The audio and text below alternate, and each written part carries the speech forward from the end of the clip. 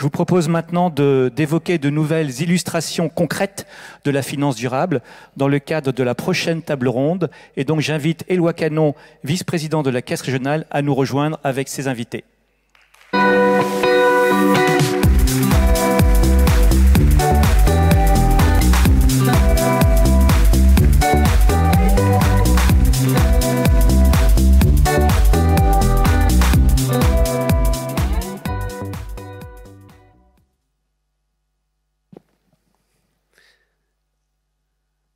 Merci, bonsoir à tout le monde. Donc comme disait Serge, on continue sur la finance durable et donc nous on va plutôt illustrer tout ça avec ce qu'on appelle au Crédit Agricole le livret engagé sociétaire. Et donc j'ai le privilège d'accueillir avec moi trois intervenants, donc Camille Davono-Montero. Bonjour Camille. Bonsoir Éloi, bonsoir à tous. Alors Camille, elle a son fan club dans la salle puisqu'elle est adjointe au directeur général de Square Habitat. Donc je pense que c'est vos équipes qui vous applaudissent là. Hein. Merci. Donc on a également avec nous Valentin Gasnier. Donc Valentin est jeune viticulteur sur la commune de Cravant-les-Coteaux. Bonsoir Valentin. Bonsoir Éloi, bonsoir tout le monde. Alors je sais pas si c'est des producteurs ou des amateurs de vin, mais... Et donc, alors pour Bernard, vous en ferez autant. Bernard est président de l'association Audacia, située à Poitiers. Donc, bonsoir Bernard. Bonsoir et bonsoir à tout le monde. Donc, merci. Et donc, au Crédit Agricole, nous savons que c'est au plus près de la vie et de l'économie réelle que s'opèrent les vraies transformations. On en a déjà pas mal parlé ce soir.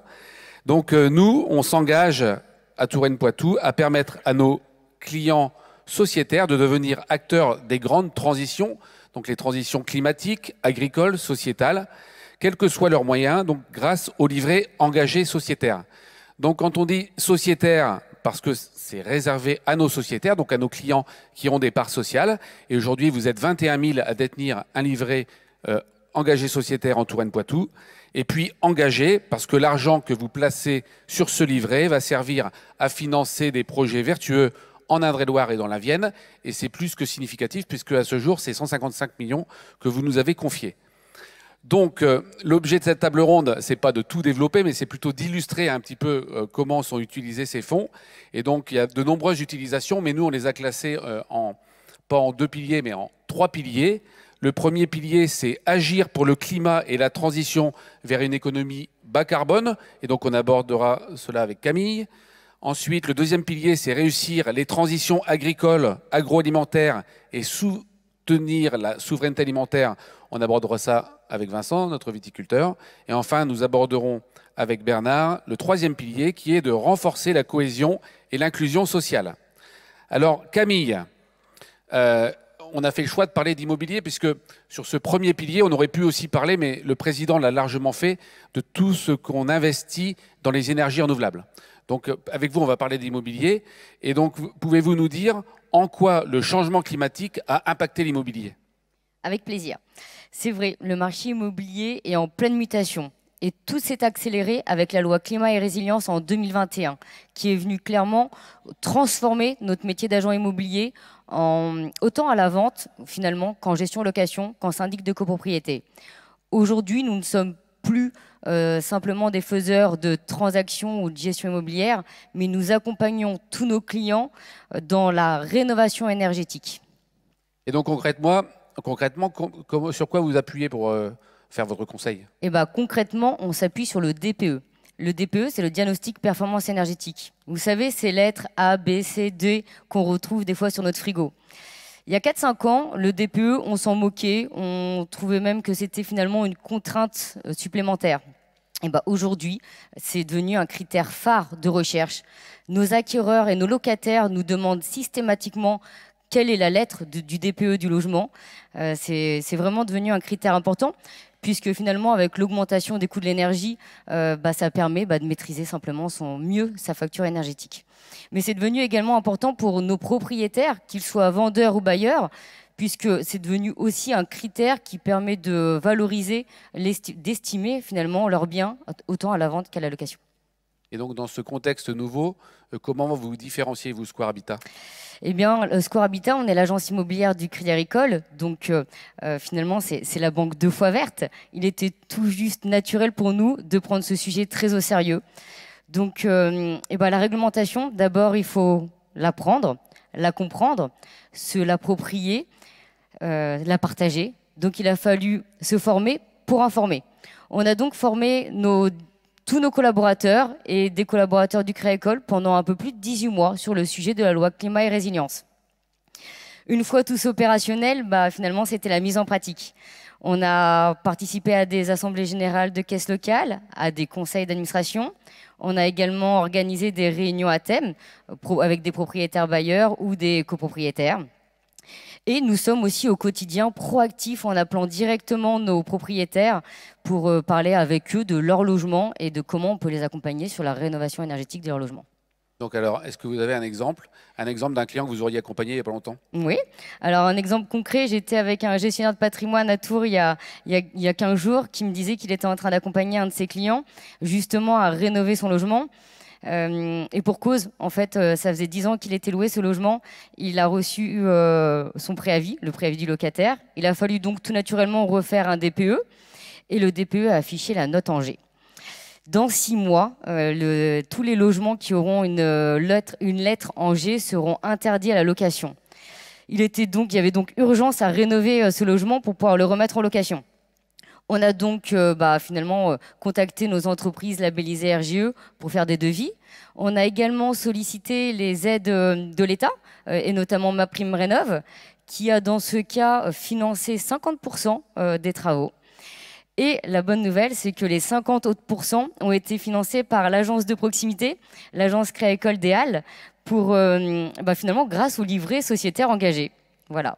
Donc dans quelques mois, on va retrouver un logement entièrement rénové avec des nouvelles fenêtres, une nouvelle VMC, des murs isolés et un nouveau loyer bien sûr, un appartement qui trouvera locataire très rapidement. Donc on voit que tout le monde est gagnant en fait. Exactement, tout le monde est gagnant.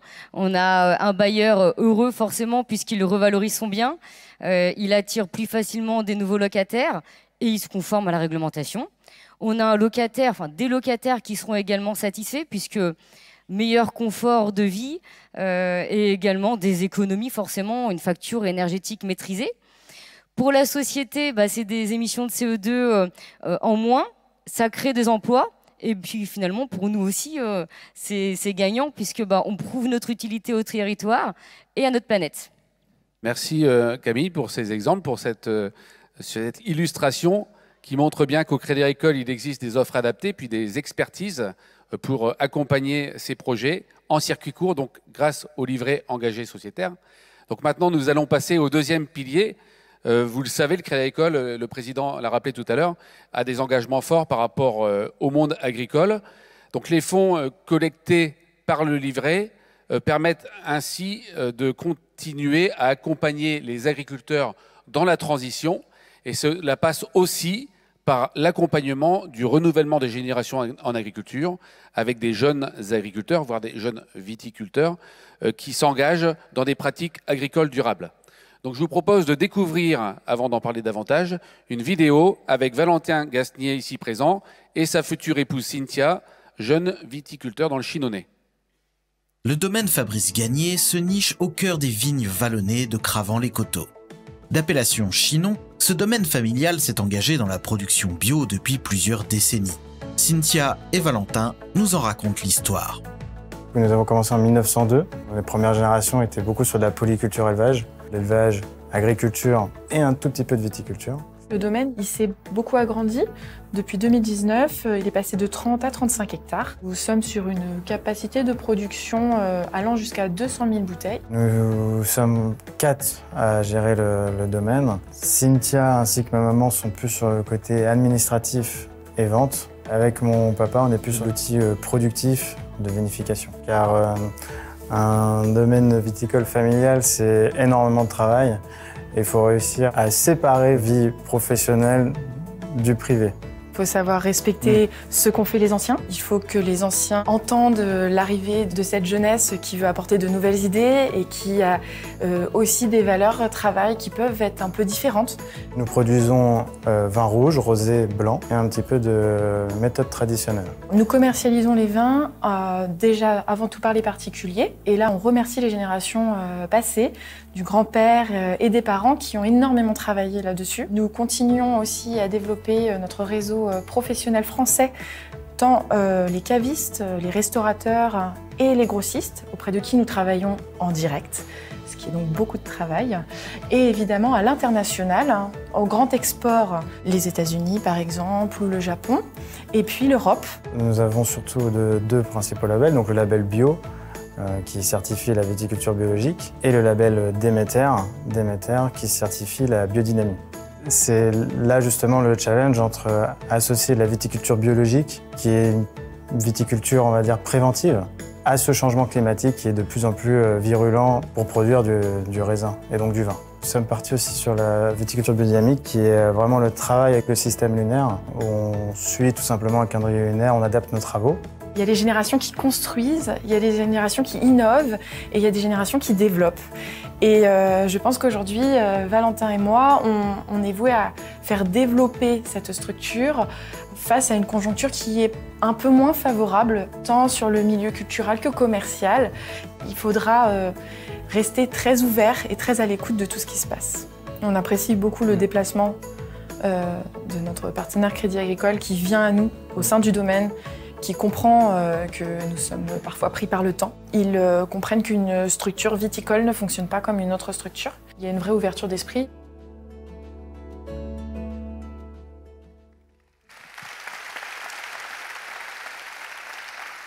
Bravo Valentin, bravo Cynthia. Donc on voit dans le film, Valentin, que vous vous inscrivez complètement dans la continuité familiale. Malgré tout, on perçoit également que vous ne restez pas bloqué par les habitudes, vous voulez vous adapter dans un monde qui bouge.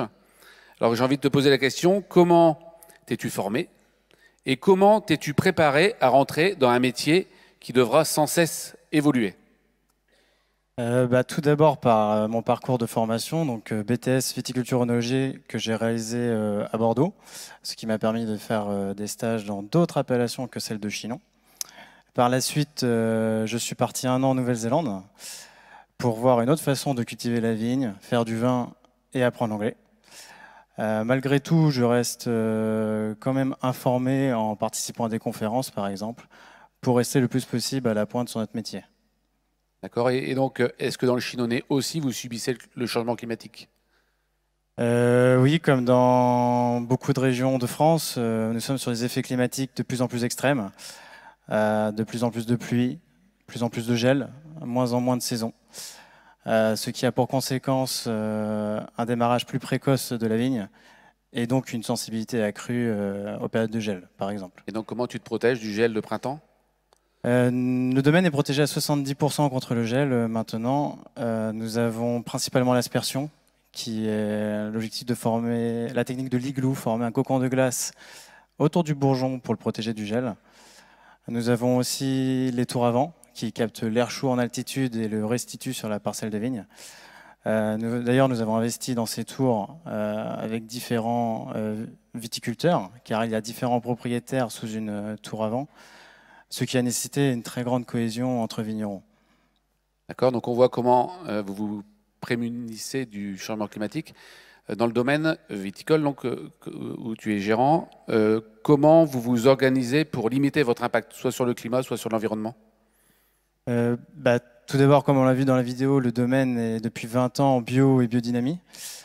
On agit sur la baisse des intrants. Pour ce qui est du bas carbone, il n'y a pas encore de solution miracle là-dessus, mais on reste informé et on regarde comme la robotique, par exemple, pour le futur. D'accord, pour limiter vos passages dans la vigne. Voilà, tout à fait. Merci Valentin. Donc c'est une bonne preuve de l'utilité de financer les jeunes agriculteurs, les jeunes viticulteurs. Donc maintenant, nous allons aborder le troisième pilier. Troisième pilier de ce que nous finançons grâce au livret engagé sociétaire. Donc c'est un pilier important pour nous, enfin comme les autres, mais disons c'est un lien fort avec les valeurs du Crédit Agricole. Donc il s'agit de prêter aux associations qui œuvrent dans le développement des solidarités pour renforcer la cohésion et l'inclusion sociale. Donc Bernard, vous êtes donc président d'Audacia, je le disais. Est-ce que vous pouvez nous décrire votre association ? Oui, Audacia est une association qui est née il y a 60 ans. On a célébré son anniversaire en septembre dernier. Elle a pour objectif d'agir aux côtés des personnes qui connaissent des grandes difficultés de toutes sortes, des personnes vulnérables, des personnes fragiles. Nous les hébergeons, nous les accompagnons pour les réinsérer dans une vie sociale, dans la société. Nous sommes présents actuellement sur 4 départements, la Vienne, la Haute-Vienne, la Charente et les Deux-Sèvres. On travaille chaque année en accompagnant plus de 3000 personnes de toutes origines, avec 25 structures réparties dans les territoires que je citais, ou dans des logements diffus, avec plus de 300 salariés, et nous sommes organisés autour de 5 grandes activités, 5 pôles d'activité. Donc peut-être qu'en nous décrivant ces 5 pôles, on pourrait encore mieux comprendre vos actions. Oui, alors le premier pôle, c'est le pôle des personnes âgées. Alors nous avons une résidence autonomie et nous avons 3 EHPAD avec une forte proportion de lits Alzheimer. Le second pôle, c'est celui des migrants. C'est un de nos plus gros pôles. Les demandeurs d'asile, les bénéficiaires de la protection internationale, le public européen en grande précarité. Lorsque quelqu'un demande l'asile, il est affecté par l'État dans un de nos établissements. Et nous sommes en quelque sorte l'opérateur de l'État pour l'accompagnement des migrants. En 2023, nous avons accompagné plus de 2000 migrants dans nos 4 départements. Et en Vienne, vous avez accueilli également des migrants ukrainiens. Oui, alors nous avons été mobilisés par l'État pour accueillir la totalité des Ukrainiens qui sont venus en Vienne et aussi dans la Haute-Vienne. Donc troisième pilier, ou troisième pôle plutôt, celui de la famille et de l'enfance. La famille et l'enfance, oui, ce pôle s'adresse à des familles qui connaissent de grandes difficultés, une précarité sociale, des difficultés familiales, des violences conjugales, des problèmes avec les enfants, des très jeunes mamans avec un bébé. En 2023, on a accompagné dans des structures où elles résident 80 personnes en grande difficulté, y compris, et c'est assez original, des auteurs de violences conjugales avec qui on travaille. Quatrième pôle. Alors le quatrième pôle, il s'appelle handicap psychosocial. Ce sont des personnes qui ont un handicap psychosocial, bien sûr, qui relèvent de la psychiatrie, mais qui n'ont plus besoin d'être hospitalisées et qui ne peuvent pas non plus retourner dans une vie, dans des circonstances normales, seules. Nous en avons 80 en ce moment dans nos établissements. Et donc vous aviez un exemple de personnes accompagnées ?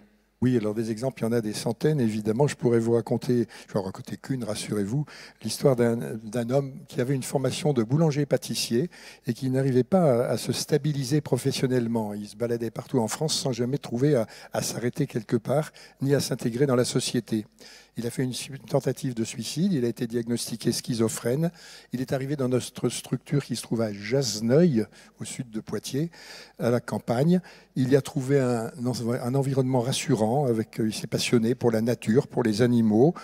Il est très conscient de son état, il est autonome, mais il est là. Et en plus, il a même trouvé l'amour, puisqu'il est désormais en couple avec une de nos résidentes. Bon, c'est émouvant tout ça. 5e pôle ? Peut-être même encore avec une autre histoire. 5e pôle. Alors le 5e pôle, on l'appelle personne isolée. Personne isolée, ça recouvre toute personne adulte seule qui a connu de grandes difficultés, qui connaît de grandes difficultés. On dit souvent des accidents de la vie comme terme générique. En 2023, on en a accompagné plusieurs centaines dans ce qu'on appelle les CHRS, des centres d'hébergement et de réinsertion sociale. Une dernière petite histoire. Une dernière petite histoire, on peut citer un homme qui a 60 ans, qui avait des troubles cognitifs majeurs, qui errait un peu partout dans les rues et dans les villes. Il était absolument incapable de se repérer en ville. Il était incapable d'aller à un rendez-vous.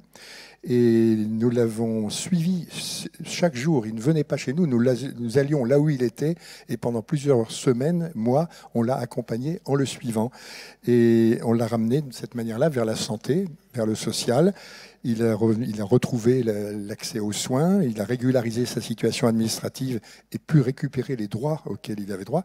Et il vit aujourd'hui normalement dans un EHPAD parce qu'il est âgé maintenant. En fait, à Audacia, on a, je dis souvent, tous les matins de grands succès et tous les soirs de grands ennuis. On a aussi parfois des échecs.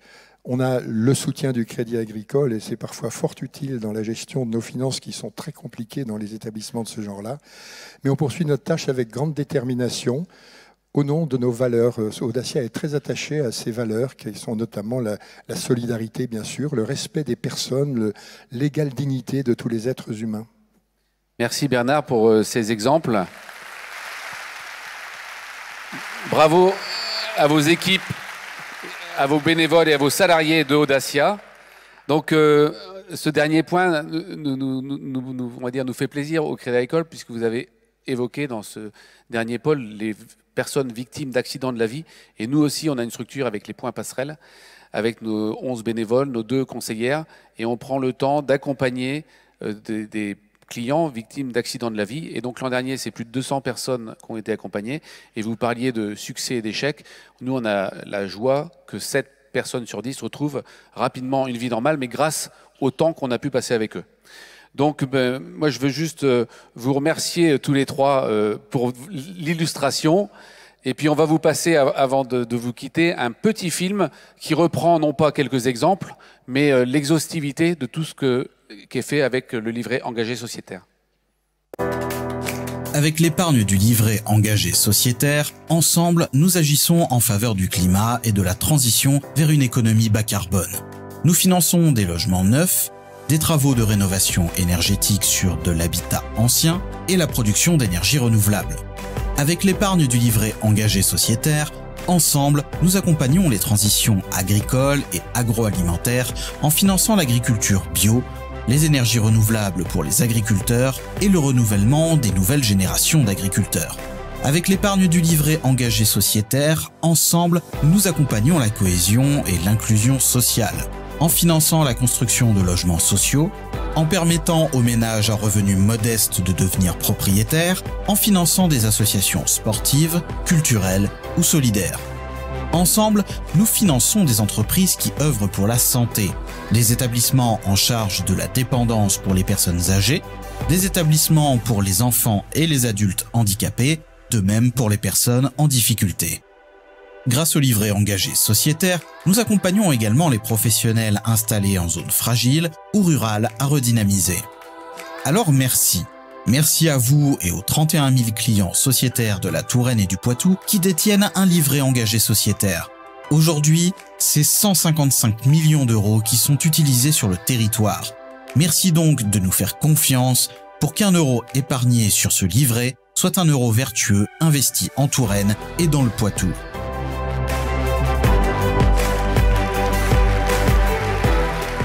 Un bel exemple donc d'épargne responsable. Dans quelques instants, la réunion va se terminer. Donc je vais appeler Odé Triquet et Nathalie Mournon à venir nous rejoindre pour la conclusion. Et je vous demande d'applaudir nos 3 invités qui ont magnifiquement illustré ce livret.